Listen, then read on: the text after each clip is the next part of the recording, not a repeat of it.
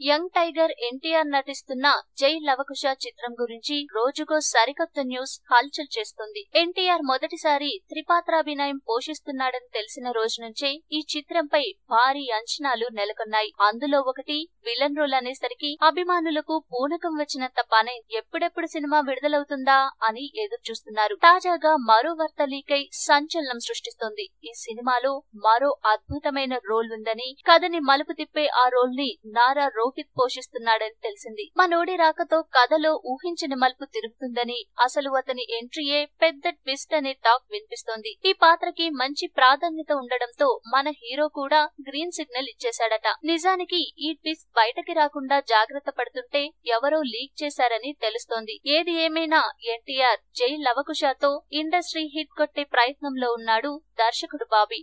ఈ వీడియో మీకు నచ్చితే లైక్ చేయండి, అందరికీ షేర్ చేయండి, కానీ సబ్స్క్రైబ్ చేయడం మాత్రం మర్చిపోకండి.